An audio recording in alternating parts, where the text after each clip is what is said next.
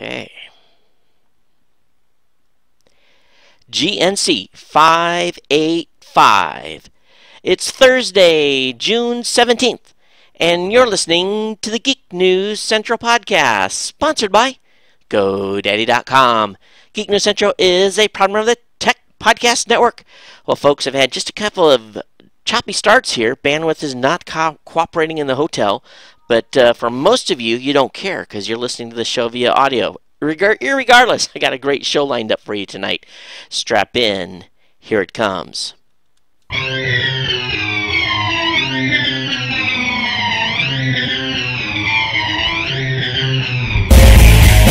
Coming to you from a dimly lit hotel room with bad Wi-Fi and not enough power outlets, here's everyone's favorite jet-lagged geek, Todd Cochran.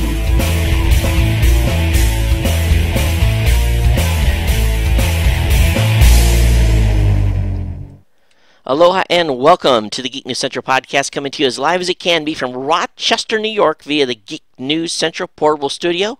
Everyone, welcome to the show again. My name is Todd Cochran. Of course, I want to encourage you to get over to geeknewscentral.com. Check out all the great content over there. Of course, check out our archive podcasts available via the podcast link on the website.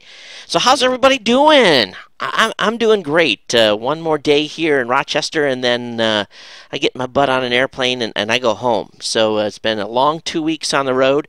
I'm ready to go home and be back in the studio with my regular gear, and really not having to fight bandwidth and all the other things that go with being on the road. But I've had a great time here in Rochester.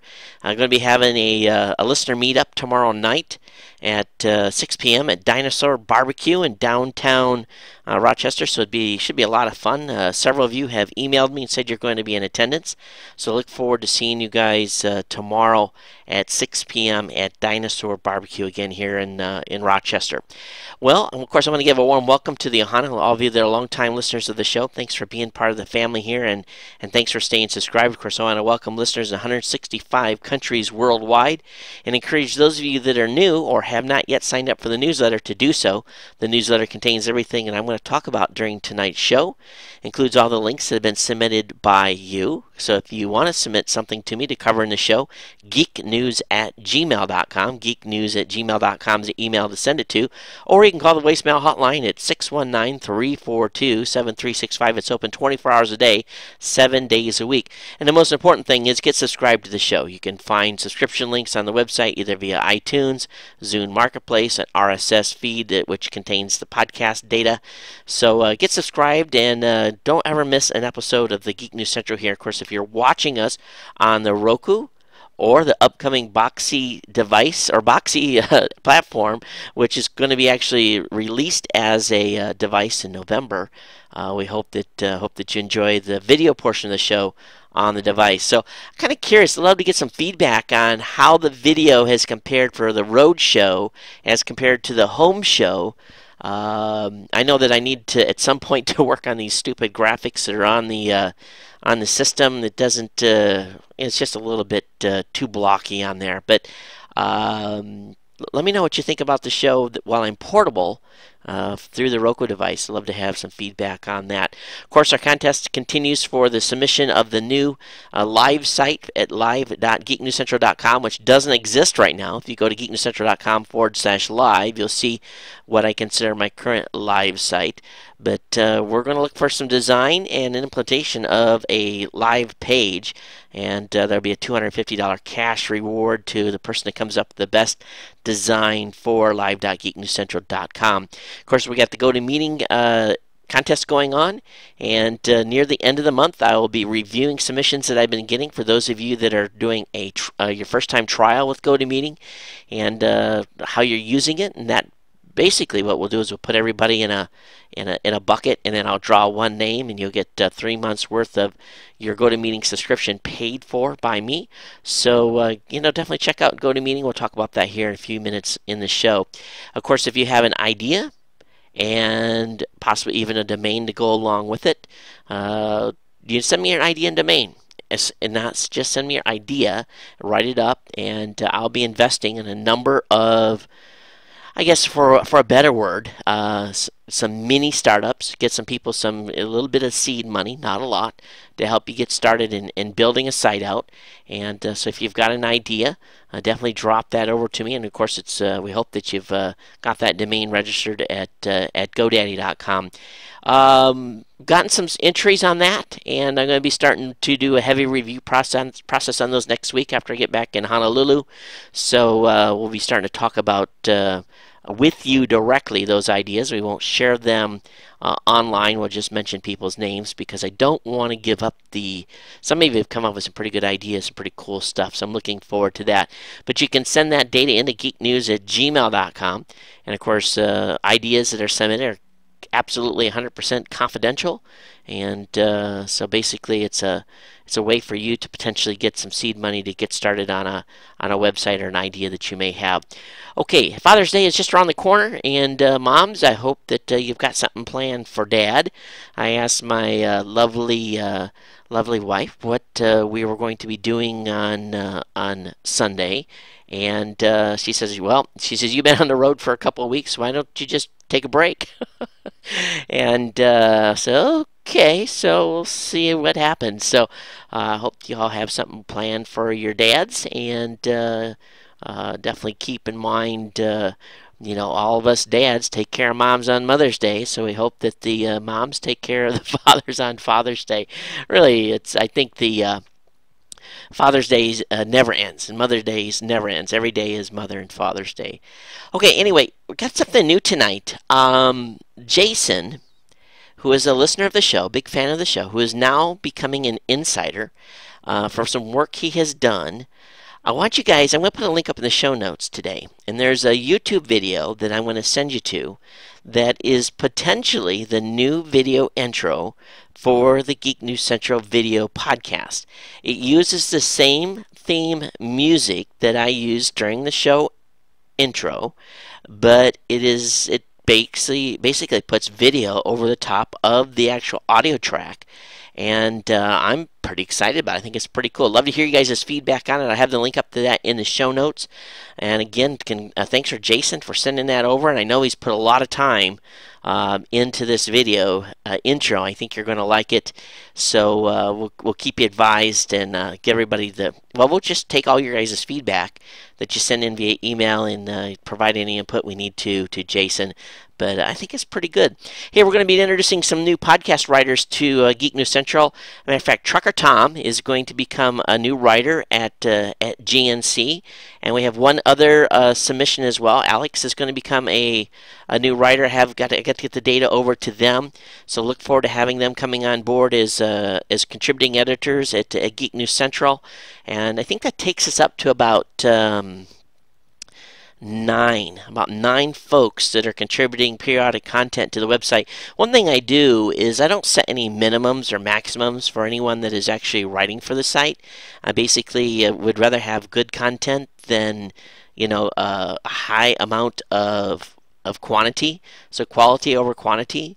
And I know that the two new writers we're going to bring on is just going to really add to the quality of content on the website.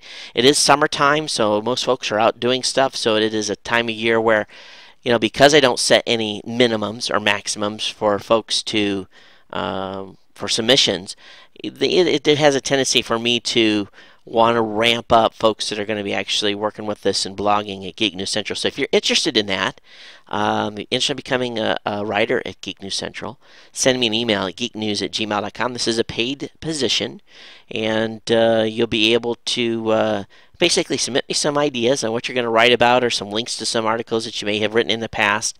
Or if you want to just give your hand a try at writing tech articles and you have a passion for technology, feel free to do so. Of course, we want to make sure you check out some of the offers we have at geeknewscentral.com/offers. Of course, we want to hope that you'll consider becoming an insider at geeknewscentral.com/insider.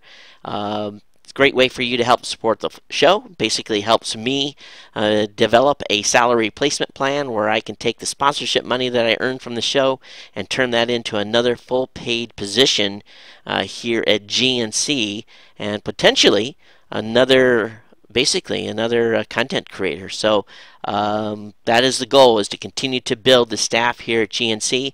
And for the time being, we really appreciate everyone that's helping out the show. I want to give Sam a big thank you for running the Cafe Press site over at cafepress.com/Ohana Store. Sam is an insider by the pure fact that he's got a passion for the show. He's done a lot for GNC over the last ever since really we've been going since 2004. And so he's running the Ohana Store at cafepress.com/Ohana Store. So thanks for Sam. Of course, this great intro that was created by Jason today. And I know we've got some other people doing some video stuff as well, and some spin-offs on logos. I got to get back with some folks that are doing some stuff for some widgets. We got a lot of stuff in work by folks that are becoming insiders. And if you have done something for the show and I don't have you on the insider list, please email me. I've been adding people to the insider list this week, going through and making sure I haven't missed anybody. But if you think you're supposed to be on the list, feel free to email me and we'll get you on that. Of course, anyone that has done stuff like for our iPhone app in the past, if I don't have you on the insider list, please email me. Now, I know Tom is still working on the actual app. I just sent him last week my ID number for my iPhone, so I think we're going to go into a beta test here shortly on the Geek News Central iPhone app. So I'm excited to see what he has put together there. You guys have saw the design, so you guys know what's coming.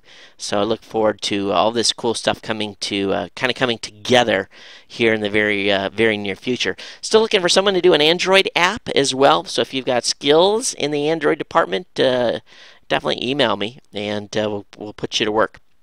Okay, the Lenovo ThinkCentre A63 giveaway is going to happen right after, I think I start the contest on July 2nd.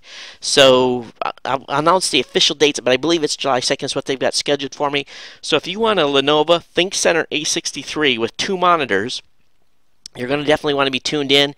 I'll be announcing what we're going to be doing for a contest, and we've got a very short window to give that away. So I want you guys all to be ramped up and ready, because I want one of you, one of the listeners of this show, to win that ThinkCentre. And it's a nice computer. It's got Windows 7 on it, pretty powerful machine. So that'll be going to one of the Ohana. And so anyway, we'll be announcing that what the actual contest is going to be here in about another week. Of course, if you're a fan of the show, make sure you change your Wi-Fi SSID to geeknewscentral.com. All right, let's take care of a little business and let's get into the tech content. That's what you all have came for, and I've talked way too long. You know, if you have a smartphone, you have to you should remember, or if you didn't know already, you have 24/7 access to GoDaddy. The GoDaddy has a free iPhone, Android, and BlackBerry app that makes it easy to manage your domains or even register new ones. You can still use my promo codes right over your phone, so you can always get the best deals even if you're on the go. So I've had many times I've been thinking about, oh man, there's a domain that I think would be good, and I don't want to, right there in the spur of the moment, I want to do it. And I've used their app for a while now, and to register domains and do management of my account. So, you can download GoDaddy's free iPhone, Android, or BlackBerry app to order right from your phone. Again, manage your current domains and more. And of course, save with the promo codes from Geek News Central using my promo code Todd. They'll save you 10% on non-domain orders. Geek5 will save you 15% on orders $20 or more. Todd20 will save you 20% on a 1-year shared hosting account. Now, you've got 2 short weeks before .com domains go up in price. So make sure you use that promo code COMSALE to renew your .coms now before the price goes up. Save yourself a few bucks if you've got a number of domains, because again, it's going up net wide. All the registers are going to be increasing the pricing, and it's just it's one of those things that happens from time to time. The primary register of all the .coms, or the internet, whatever the TLID or whatever they call them, they are raising the price, so all of the other registers have to follow suit. I started using GoToMeeting really 6 years ago. to hold meetings online, do presentations. A lot of times I spend them in demos for podcasters to actually get them ready for advertising campaigns. And really, it saved me a lot of time, and really, it saved me a lot of money as well. As you guys know, GoToMeeting, who's brought to you by my friends at Citrix, is really the most secure way to hold an online meeting. You can have your first meeting running in seconds. Everyone simply logs on to the website at gotomeeting.com. You give them a little code to actually come into the website, to come into your meeting, and they see your computer desktop they see your computer desktop on their computer screen. So you can show them really what you've been talking about and so I want you to give this thing a try. GoToMeeting is perfect for sales presentations, training sessions, or product demos, and it's affordable. It's only $49 a month. You hold as many meetings as you want. Even includes a phone. Yes, you can do voice over IP conferencing free. And sometimes I just use the GoToMeeting session for a voice IP connection. And that's worked out real handy. And sometimes I've actually done one on the go where I'm actually driving and someone else my team is holding the meeting, and I can actually dial into a number as well. So they're showing, we're doing a demo where like Angelo's driving the screen. I'm actually talking about stuff, and the client doesn't even really know that Angelo is the one controlling the screen. The client almost thinks they're looking at what I'm showing them, but I can be mobile. So you can use it in a variety of different ways. Again, you can try GoToMeeting free for 30 days. That's a month of unlimited online meetings free by going to gotomeeting.com/tech podcast. And I want to thank Citrix for being a longtime sponsor here, and of course, thank GoDaddy as well. All right, let me go ahead and get into the content. We got some good stuff tonight, folks. We really do.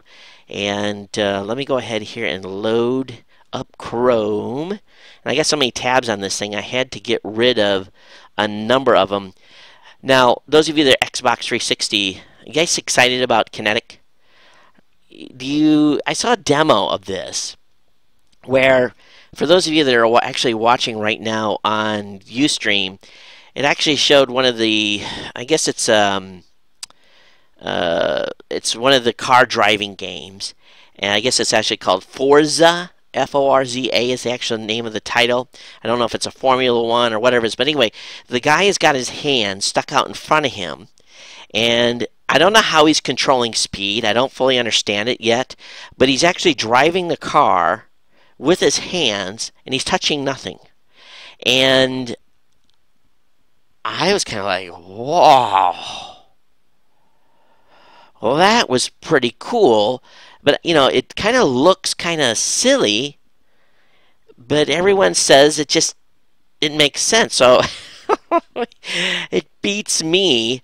I don't know how the gaming community is going to take off to this because, hardcore gamers, they've got a desk, maybe they've got a steering wheel and a shifter, and, it'll be curious. I mean, maybe this is Xbox's way of trying to compete with the Wii. I don't know, but just seeing what they were doing and with this, I thought, irregardless, I'm not a gamer. I'm gonna wreck. I'm gonna wreck, die, or my kids laugh at me because gaming is not my thing. I get my butt kicked by my kids anytime we try to do something. And so I'm sure this is not going to help me at all because I have this great eye-hand coordination knot. So it looks like could be some cool stuff for those of you that are Xbox 360 fans. All right, hey, every domain name, every phone really is connected to the internet via an IP. Every phone, when it's online, has an IP. It may go through a gateway, so it may not have its own unique IP, but generally they do. But right now, the IPv4 addresses are really quickly declining. There's only 623 million IPs left under IPv4. And the Internet Assigned Number Authority is currently giving out more addresses, and these are going quickly. But what's left are kind of like, for a better word, what's being called like almost garbage blocks of IPs. Just recently, they handed out some blocks to a company in Asia, and it was the actual 1 dot series. And this is kind of like the bottom of the pile of IP addresses. And they were actually having challenges because no one ever figured this block of IPs would be given out. And what's happened is a lot of companies have built stuff into their infrastructure that would use some of these IPs, and they were seeing huge after they turned them on to this Asian country. They saw a whole bunch of really unusable traffic coming through when they weren't even assigning any domains or anything else to the block of IPs yet. And they had 150 megabits per second of assorted traffic before these things were even issued. So I don't fully understand how people were actually using those IPs without them being issued. Irregardless, there's right now a lot of companies still have not implemented IPv6, which once implemented is going to give really us an unlimited, I shouldn't say unlimited, but should tide us over for many, many, many years. So many companies are still not ready for IPv6. Now I know all my servers are ready for IPv6, but at some point here in the very near future, this IP thing is going to come to a head, and they're going to have to make the transition.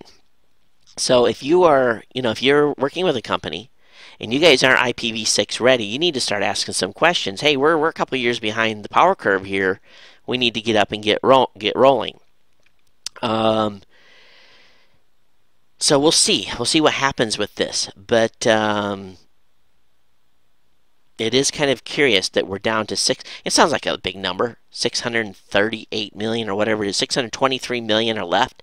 But that's not a lot. And they figure sometime within the next couple of years we're going to be running out. So make sure you're ready for IPv6. Okay, a little bit on the music industry. These guys, they like to pound a company when they're down. LimeWire again continues to take a beating here from the music industry as 8 members of the National Music Publishers Association, the NMPA, have filed a new lawsuit against the company. The organization, and I wasn't even familiar with who these guys were. This is another company that's another RIAA wannabe, I guess.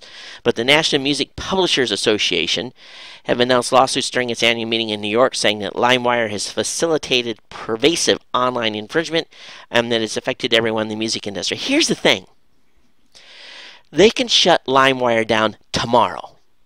It can go away. LimeWire as a company can vanish from the face of the earth. But guess what? The LimeWire software is on the internet. There's nothing that can control it. It doesn't run through a centralized server. So even if LimeWire goes away, there's no way to contain LimeWire. If you have LimeWire loaded on your computer, if LimeWire went out of business immediately, you still, if you were using this to, do peer-to-peer activities that were illegal, you would still be able to do that. Now, again, I don't advocate folks going out and, basically stealing content that they are not entitled to, they haven't paid to. I believe in paying as I go, buying music. But here we have EMI, Sony, Universal, Warner, MPL, Music Publishing, Peer Music, and whoever the Richmond organization is, who has filed another lawsuit against LimeWire. So, I don't know if LimeWire is going to survive, but really, it doesn't matter. They can sue this company till the cows come home, and if you've got LimeWire sitting on your computer, you can load it even after they go out of business, and it'll still work. Now, here's an interesting comment that's been made by Verizon today. Verizon has said Comcast peer-to-peer blocking was wrong. In other words, remember a year and a half ago when Comcast was throttling traffic, and of course they got slapped down by the FCC, and it's it started this whole battle with the a little bit about policy implementation that we'll talk about a little later that's starting to work its way through the FCC. But Verizon, who of course is not a fan of the FCC's proposed third-party approach to network neutrality, and also doesn't like the plan FCC to change ISP statuses, have said, basically came out and said this. we came up with a standard that says any of the players, now they're working with Google on this, they've teamed with Google, Verizon has.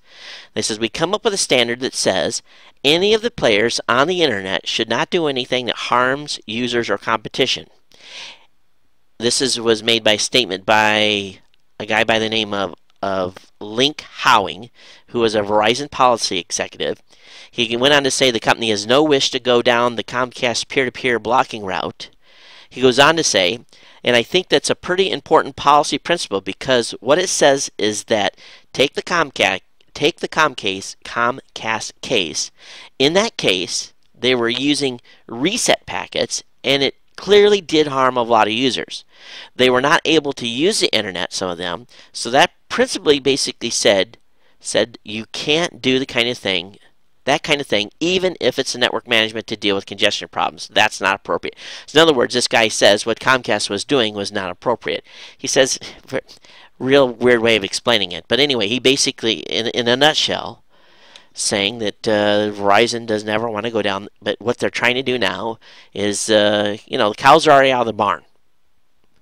Or the horses are loose, or whatever you want to call it. The FCC has got a laser-guided missile headed towards these companies to try to come up with a viable network neutrality rule, or something that can be implemented through basically rules implemented by the FCC. So Verizon and these other groups are trying to real quickly come up with some sort of coalition that says we're not going to do this. We'll see. We'll see what happens with this over time. But Comcast could have headed this all off if they wouldn't have been so doggone greedy and misguided in their approach that they took in basically filtering peer-to-peer users. Irregardless if it was right or wrong, there are valid reasons for using peer-to-peer. And I think what we're going to see is peer-to-peer being used, or BitTorrent being used a lot more in these over-the-top boxes as a way to distribute video. The closer you can get it to the users, basically the internal networks of those users can deliver it a lot quicker than it can from further pop out. So we'll see. Now over on Ars Technica, there's a Law and Disorder article saying that net neutrality could lead to devastating job loss. And a new study was released by the New York Law School of Advanced Communications Law and Policy. The assessment was titled Net Neutrality Investments in Jobs, has really slammed the FCC's proposed net neutrality rules as destabilizing and suggests there could place the nation's economy at even greater risk. So this is an interesting take from this law school. They say the passage of such rules could have devastating impacts across the ecosystem between 2010 and 2015. The assessment comes as the FCC released a notice of inquiry today on its open internet proposals, and AT&T's threat that such proposals could cause it to downgrade its investment in its UVerse IP video network. The group has basically said that the wireless and wireline broadband could suffer huge investment loss as consequences of the rules. Approximately a 10% drop in investment could rob the United States of 502,000 jobs with a $62 billion impact on GDP. Now, I don't know how they fully figured out these numbers. I'm going to have to go through and read their entire policy report.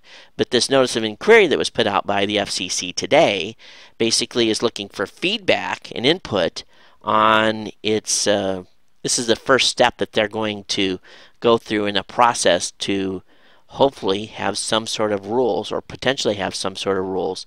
Now, we're going to have to get a little more into this because there's going to be a timeline which people are going to have to be able to, or have time to reply to this notice of inquiry. I've only got but to it in the show notes, and I'll read up over it on the weekend to get a better feel for it. But I guess I'm kind of curious what everyone thinks of the FCC's potential here for, basically implementing net neutrality rules. Do you think it's good? Do you think it's bad? I'd love to hear feedback at geeknews@gmail.com. Or do you think that these businesses should be allowed to sort it out themselves?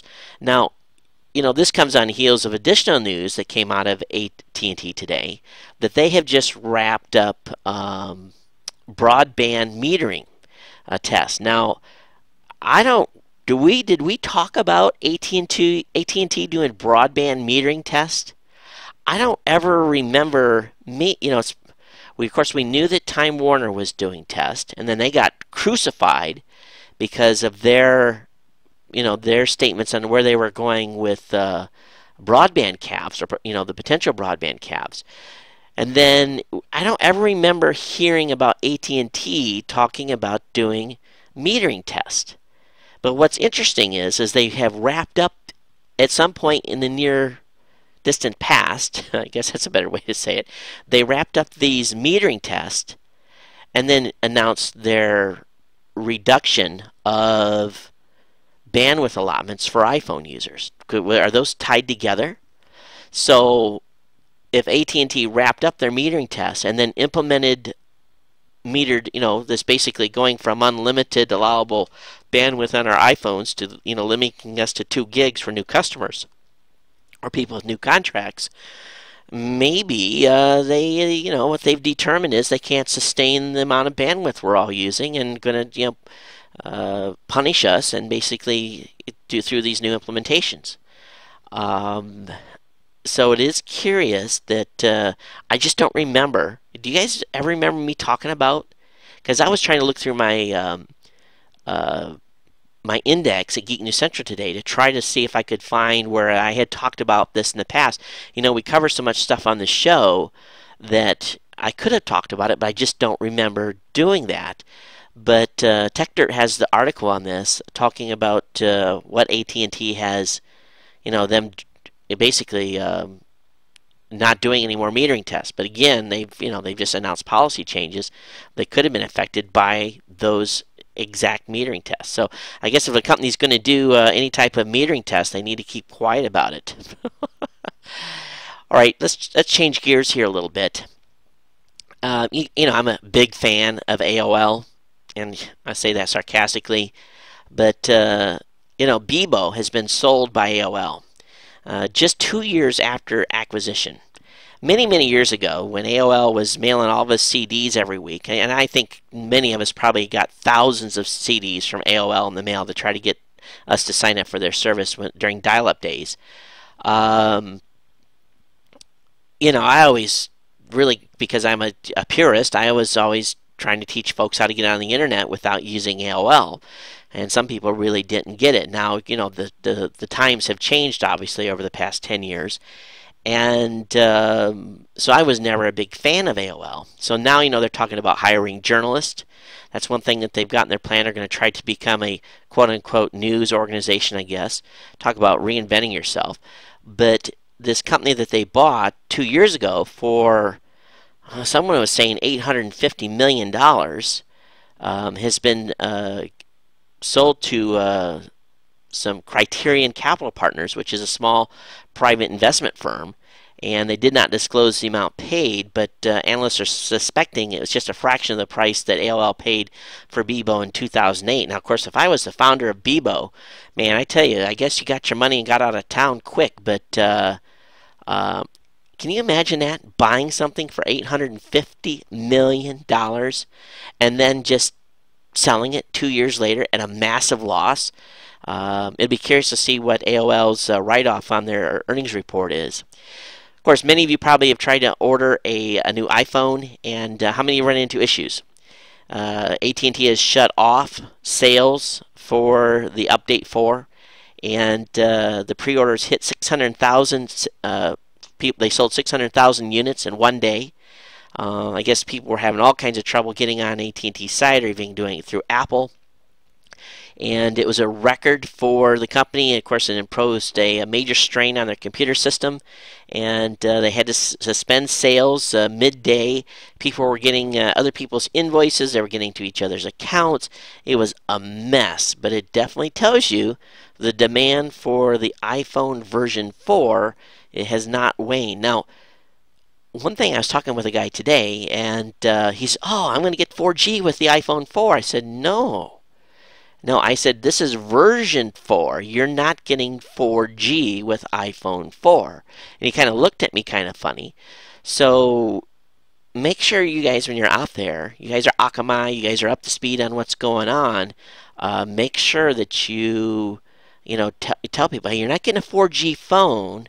You're getting version 4 of the phone, okay, or iOS 4 as they're titling it. Now, there's a new version of iTunes to download, so if you want to get the upgrade, for those of you 3GS users or 3GS owners, you'll get the operating system upgrade next week, next week. And but you got to have the have iTunes, the new iTunes loaded in order to get it. And they're changing the way they're going to be pushing the software into the phone, and I don't know if this is a basically a way to try to prevent people from jailbreaking the phone. I don't know, so we'll have to see what goes on there. Now, there is renewed rumors out that Verizon is working on a CDMA phone, and that it's going to be due at Q4. So that would be a big, big surprise. That's back on the rumor mill, and CNET's been carrying pretty heavy coverage on this today, talking about this is a very high potential that Verizon may be on. So Verizon users or Verizon customers, those of you that are on a Verizon mobile system, hold your breath. It may be coming yet. So if you're getting ready to pull the trigger, maybe it might be time just to cool your heels for another month or so and see what we hear through the rumor grapevine. Samsung announced today they're going to ship a 512 gig solid state drive, and boy, I was looking all over the place to figure out what the pricing on that would be, and this is pretty exciting. This is, as far as I know, the biggest solid state drive that is going to be available yet. The price on this thing is, if you look at Apple's site and where basically where CNET found information on possible pricing, was that the 512 gig solid state drive may be as much as $1,300. So not cheap, but I'm sure prices are going to come down very, very quickly on this. But they could not provide locked-in pricing yet. But these are going to be available very, very soon. Matter of fact, next month they're going to be available, so we'll know what the pricing is when they come out. But 512 gigs, around $1,300 is pretty crazy money, even for a solid-state drive at this point. Okay, article over on device.com. If you are a Xbox user and you're buying the new Xbox 360, it suffers the same issues as some of the older Xboxes do, that if you have a disc in the unit and it is plugged in, do not move the unit. Okay, the new, really designed Xbox 360 still shares one problem. If you move the box while it's got a disc in it, you may basically destroy the disc. So be careful, okay? And this is by the folks over at device.com. And I didn't know that this was actually an issue that plagued prior Xbox 360s. Those of you that submit a lot of short videos to YouTube, YouTube has put on a new, basically it's an editing feature. What you can do in its initial form here, the video editor allows us to do the following: combine multiple videos to create a new longer video. You can trim the beginning and or ending of videos. You can add soundtracks from YouTube's audio swap library and create new videos online with no uploading requirements. These are some pretty cool features, and I haven't played with it yet. Did see a demo of it, but we'll see what happens here. Now, it'd be nice if they start opening up and allowing people to do a little longer videos without director accounts. Now, people often ask me, Todd, how do you upload an hour and 15-minute video to YouTube? And I was lucky that in the very early days of YouTube, I was able to get a director's account, which really has no upload. Well, basically, I have to. The file cannot be bigger than a gig. It has to be 999 megs. Anything bigger than that, and they kick it out. But I'm really not constrained by length, but I'm just constrained by size of the actual file. Okay, we talked a couple of weeks ago about Iridium. Iridium is going to be starting to punch up some new telecommunication satellites. Iridium has chosen SpaceX to launch satellites. This is big news for SpaceX. SpaceX has signed a $492 million deal to carry the Iridium communication mobile telecommunication satellites into space starting in 2015. And the deal represents the largest single commercial launch deal ever signed, which is very, very true. The company did not say how many satellites would be launched aboard SpaceX's new Falcon 9 rocket, which will carry Iridium's payloads from Vandenberg Air Force Base. But the deal covers a 2-year period starting in 2015. Of course, this is part of a $2.9 billion upgrade of the Iridium system. I think it was like 90. Was it 90 some satellites that they've got to put up, or was it 40 some? But of course, SpaceX is a private company founded by the co-founder of PayPal. So I'm telling you, our little commissions that we pay on PayPal every time we do a exchange with them has definitely made that guy rich. All right, those of you that are programmers or developers out there, Apple has opened Safari to extensions. So Safari 5 gained official support for extensions last week, and developers have really wasted no time in releasing a number of enhancements. Of course, Apple announced at Safari's release that it will open a Safari extension gallery, and that is now open for business. So I was not aware of this, and I didn't know if you guys were as well. I'll have a link up to the show notes to the actual gallery, and you guys can check it out for those of you that are longtime Safari users. Over on Slashdot, those of you that are government employees and get a government phone, the Supreme Court today, in a 9-0 ruling, has decided that government employers are entitled to examine all text messages sent with government-provided devices, even if the employee has agreed to pay for any excess message charges out of his or her own pocket. While the ruling only applies to government employees at all levels, it may give private sector employees something to think about when using employer-provided devices, because I'm sure that's going to come next. So if you are a government employee and you are sending text messages with that phone that are of a personal nature, Uncle Sam is within their right, according to this 9-0 ruling, to basically look at your text and the context of those text messages. That it just kind of makes sense, doesn't it? Someone must have gotten fired or something for something they did with their government provided cell phone. I think we all know that there was a big hoorah when the President Obama came into office about wanting a BlackBerry, and they worked real hard to get him a BlackBerry that he could be used, that could be secure. I don't think the President's probably doing too many text messages to private people, but it will become part of the public record at some point in the future. All right, if you live in California, this kind of makes me kind of say, a little bit. California has its issues from time to time, just like any other state. And apparently, they've been using for a number of years these GPS trackers that are basically ankle bracelets that go on people on probation. It's folks that are maybe like sex offenders that have been released on probation. A whole bunch of different types of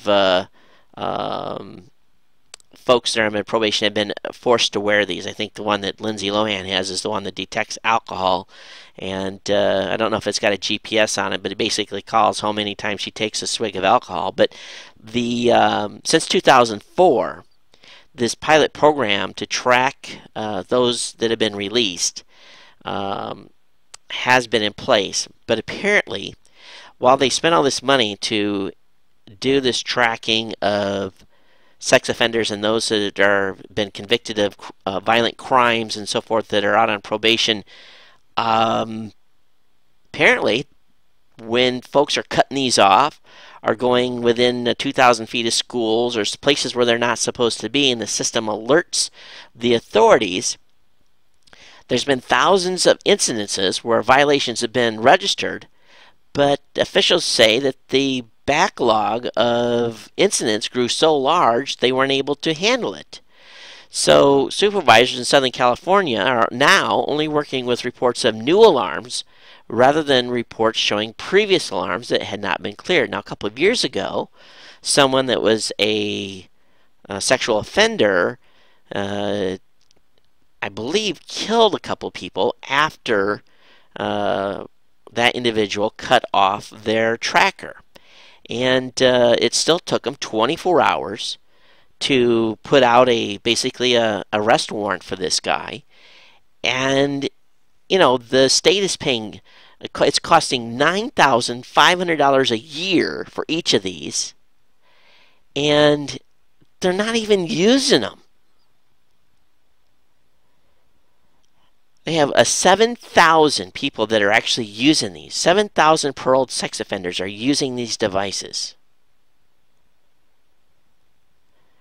Gang members, violent crime, people that have been released on violent crimes on parole.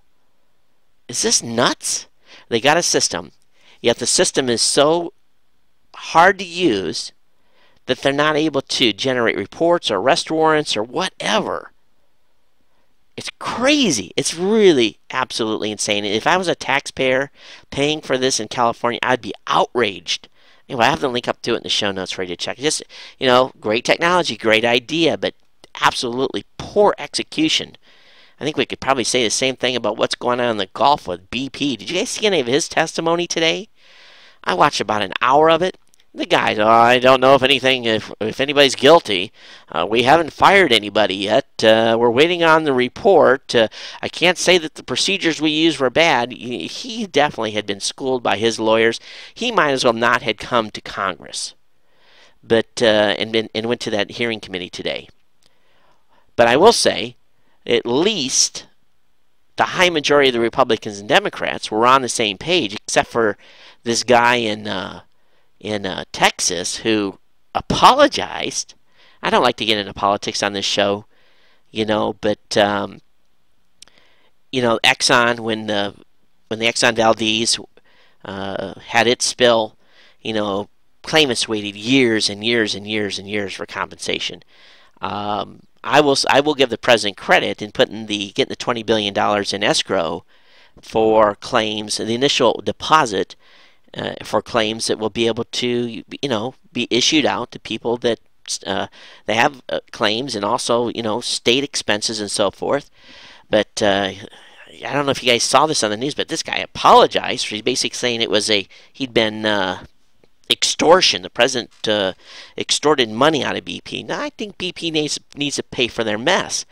But he later retracted his statements. But I don't know. I don't know if this guy's district is in Houston or where it is. But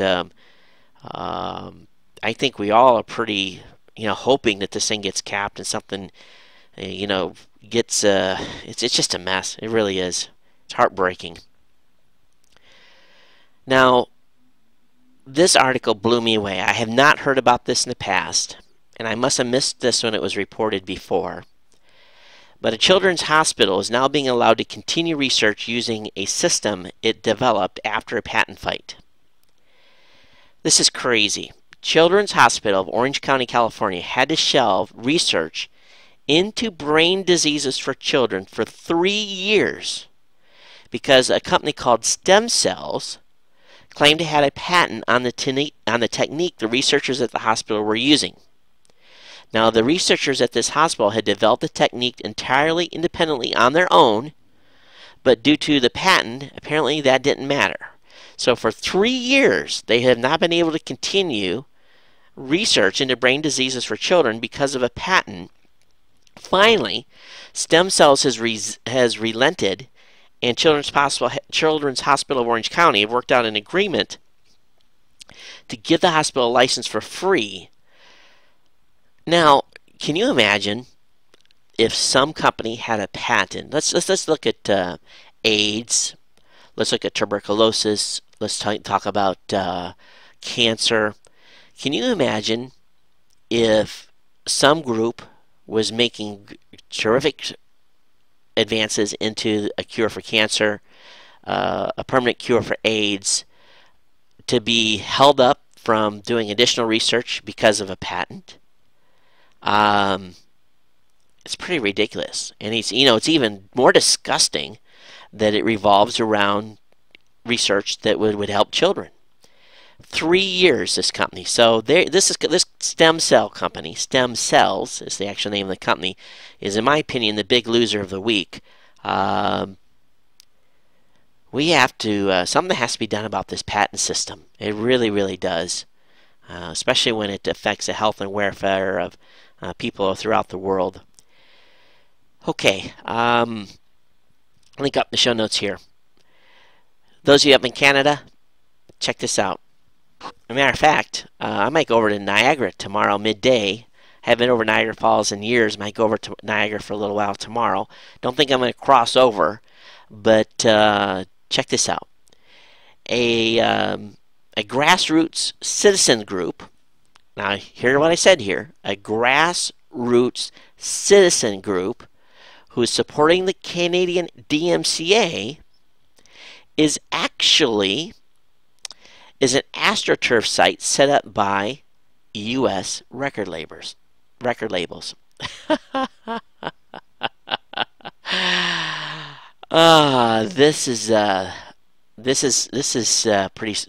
is pretty funny.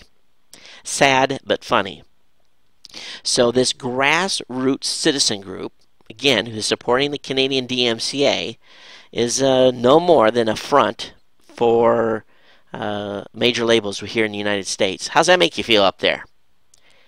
All of the members of its site were executives at big record labels. And shortly after they found this link, the membership list disappeared. So I'm sure that you guys will love that. These companies, they just work in the mysterious ways, right? Look over there. Look over there. Look over here. Look over there. Or we really don't want you to. You just can't believe anybody these days. All right, Soyuz spacecraft carrying 3 new ISS crew members lifted off from Kazakhstan on Wednesday. The Soyuz rocket lifted off from Baikonur Cosmodrome, 5:35 p.m. Eastern Daylight Time, and the TMA-19 spacecraft into orbit a short few minutes later. So we're going to have the 3 will join the 3 current crew members of the station. So we'll be back up to a total number of 6 folks. But good launch, and I think they're going to dock with the ISS sometime tomorrow. All right, let me go ahead and bring this up. Belkin's coming out with some cool products. It's called the Belkin Conserve line of products. And you can find this by just Google Belkin Conserve. And these are available for pre-order. The Conserve Insight is a device that tracks your actual electrical usage and tells you how many kilowatts you're using and how much it's basically how much a device is costing you on a yearly basis. It also calculates CO2 emissions. They've got some other devices like some smart power strips and so forth. Basically what the smart power strip does is you have your TV plugged into the green plug, and then you have all your peripherals that go along with your TV plugged into the extra devices or the extra plugs on the strip. When you turn your TV off, the Belkin power strip detects that you're not using your TV anymore and shuts off all the other switches on the device. So it removes power completely from the actual units. So this is pretty exciting stuff here, and I'm glad to see some of this stuff coming out. The Conserve products are going to start to ship in mid-July. Will range in price from $9.99 to $39.99, and there's a gallery of all the devices on the page here at Engadget. A lot of the stuff that we saw at CES is finally starting to make it to market, and I'm definitely going to be investing in some of these products in order to lower my electricity bill. Hey, Clearwire has introduced new WiMAX mobile hotspots that are Mac friendly, 3G and 4G USB WWN modems, or WAN wide area network modems. One of them is a USB plug, and one is actually looks kind of like a little MiFi device. So those are available if you are in a Clearwire 4G area. You'll be able to pick one of these up. Prices of them are a little bit hefty. You might be able to get one on a new contract for free. All right, Japan Space Surfing Solar Sail, we talked about in the last show, has been photographed. So this is this is exciting stuff here. The Japanese are going to set the solar sail on a course outbound. They're going to see if it picks up speed over time and how well this technology actually works. It's been given 5 months to prove its worth as it heads towards the planet Venus for, well, we'll see what happens if this thing actually goes outbound as it's described and how much speed it picks up in the 5 months of its planned testing period. So I got to link up the show notes for that for you too. How many are thinking about buying a Chevy Volt? You know, the Volt is great for those of you that are living, basically have very short commutes. And the first 4,400 Volt owners are going to get free charging stations. And this is a $2,000 value. Imagine this, buying a car, and then you have to buy a $2,000 charger to go along with it. No, when you buy the car as it is now in its current configuration, you don't get a free charger. You get to drive it home, and then you got to go back to the dealer and pick up a charger for another $2,000. So if you're going to buy a Chevy Volt, the first 2,000 people are going to get a free charger with it. Oh, funny. What happened to be able to just plug them in the wall? Oh, man. Hey, there's a pretty cool space image that's come out of, it's really the sharpest deep space picture ever taken from Earth. And they got a comparison of the Hubble image of one area and then the Earth-based telescope from another. And this is pretty cool. Arizona's Large Binocular Telescope has been able to really produce some remarkable images, very close to the quality of the Hubble. And they actually use a filter. It's a 0.06 inch thin secondary meter that can be warped or subtly manipulated into different shapes to correct incoming light that's been bent by the atmosphere. So it says the mirror can make adjustments accurate to 10 nanometers every thousandth of a second. With those constant corrections, the LBT's 27.6-foot mirrors can get a clear shot into the cosmos. Exciting stuff. Very cool. And scientists are always coming up with new stuff. Very good. Hey, how many of you are on Time Warner and been trying to watch the World Cup on ESPN3 stream? How many of you been on AT&T or Comcast or Cox? Had no problems? Well, don't worry, you weren't supposed to have any problems. But if you're an Earthlink customer, if you're a Sonic.net customer or a Time Warner Cable customer, and you tried to go to the ESPN3 website, they didn't allow browsing because they basically said, hey, you don't belong here. We don't have a licensing agreement with your provider. So you weren't able to watch the World Cup, at least streamed over the internet if you're a Time Warner customer from the ESPN3 website. And I'm not a sports fan. I haven't watched any of the World Cup. Of course, I've heard about these horns that they've been blowing. They're using this technology on TV to try to reduce the noise that's coming through the television sets, but through some filters. But, you know, that's about my extent of watching what's going on with the World Cup. Okay, some questions being raised if Silicon Valley is pricing itself out of being the center of the tech universe. Glassdoor.com did a report on tech industry's average base salaries talking about locations. And I'm just going to talk about overall averages here. And they're not based on experience because, of course, the price goes up dramatically over time depending on where you live. But if you live in Chicago, an average of $68,000 a year is what salaries are. In Los Angeles, $68K. New York, $78K. San Francisco Bay Area, $94,000.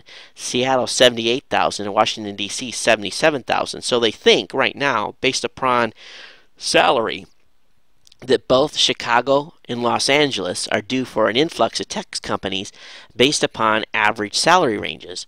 And but it evens out pretty close across all the communities except for Silicon Valley for folks with 10 or more years experience.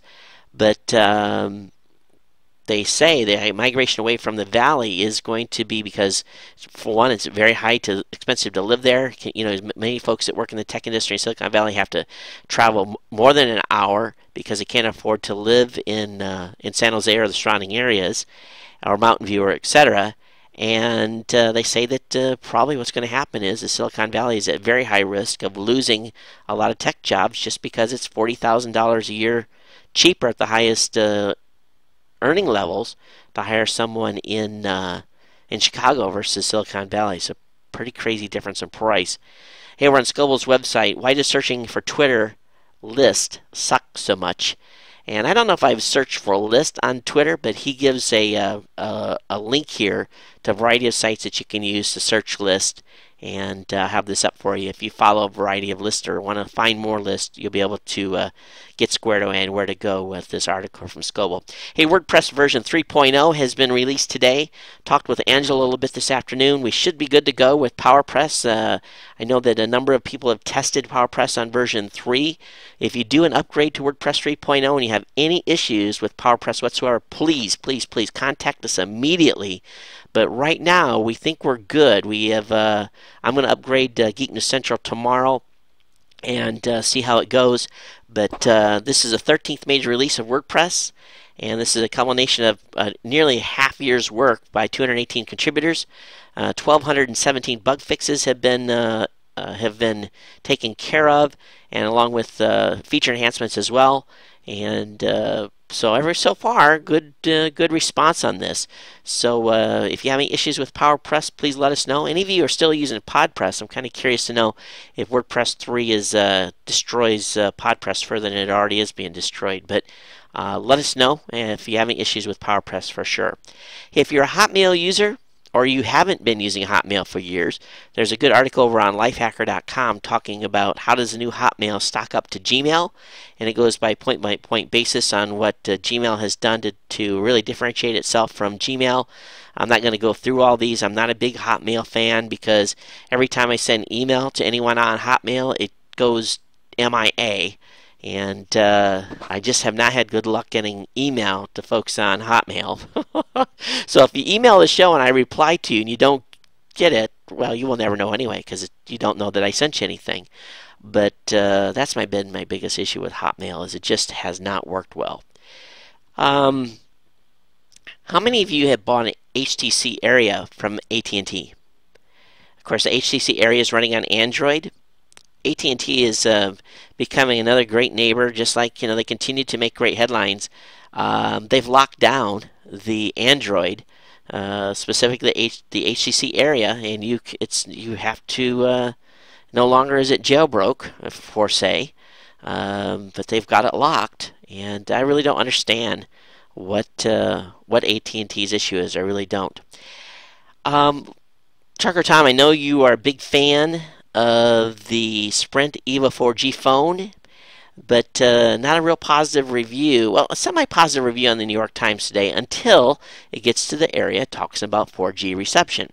And as I've been telling you guys on the show, 4G reception is very, very limited across the country. Luckily, we have 4G in Hawaii. I had good 4G reception in Dallas. But beyond that, I have not had very many locations that have had 4G reception. Las Vegas, maybe. But if you are living in not a major city and you're expecting to get 4G reception, don't be surprised when there's no signal. So at some point they'll roll 4G on your area. But if you're expecting to get all that speed, make sure you check the area you're living in and that they have coverage. Okay, just as a reminder again, tomorrow 6 p.m. Dinosaur BBQ, 99 Court Street, Rochester, New York, will be the listener meetup is. I'm buying dinner, so I hope that you'll come out and join me. It should be a fun time for all. And if you have comments on tonight's show, geeknews@gmail.com. Voicemail hotline is 619-342-7365. geeknews@gmail.com. And of course, again, that number again is 619-342-7365. I got a couple of comments that came in from the show. And of course, I want to thank Jason again for his work on the YouTube intro video. We'll have that up in the show notes for you tonight. But I got an email from Frank on Opera. And this is a good review for those of you that haven't used Opera before. He said, "Hey Todd, I've been using Opera for at least a decade. I started in the shareware days. Here's the quick and dirty summary of why I like it.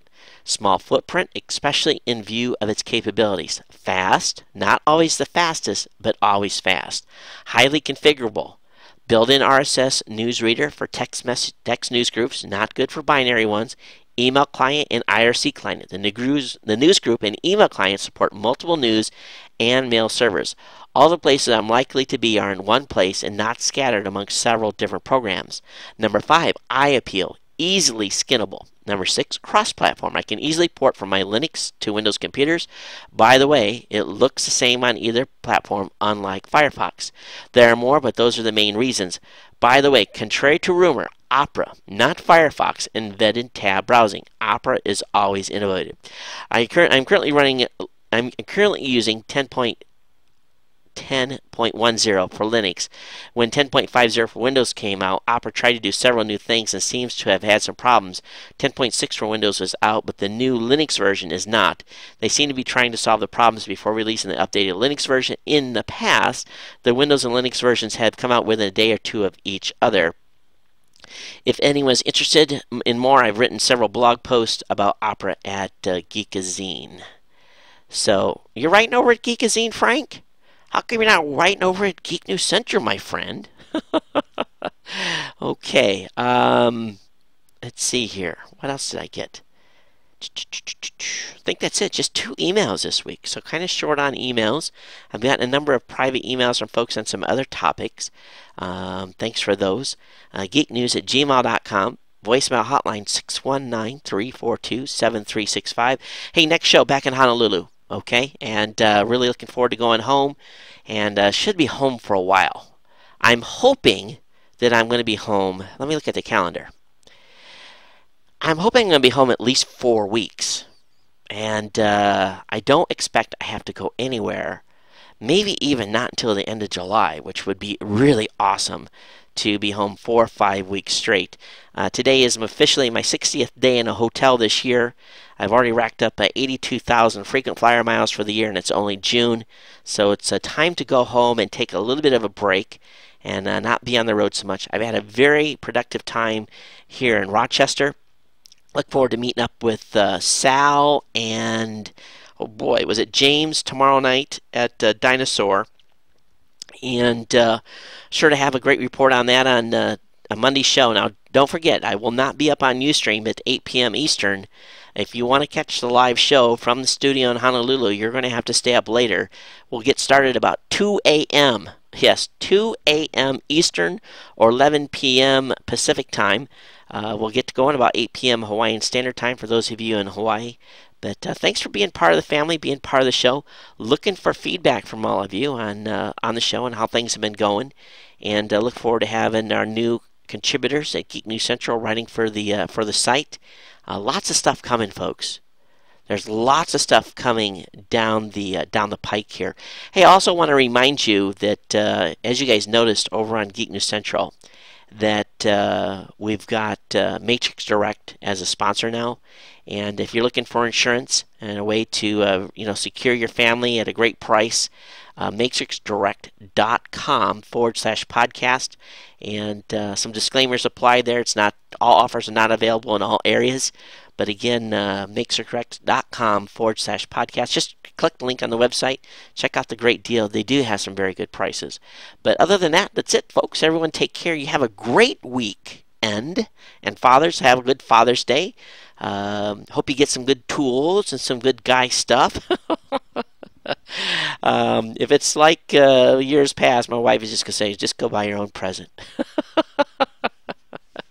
And if you, for those of you that are older, and this is for everybody, as you guys all know, I lost Dad over 3 years, 3 years ago, and if you have a dad and he is living, don't forget your dads out there, okay? Life is too short. Take care. Call him on the phone. Tell him how much you love him, and so forth. And it's important that you do. Everyone, take care. Have a great weekend, and we'll see you back in Honolulu for the show Monday night for Tuesday morning release of the podcast. Everyone, take care, and Aloha.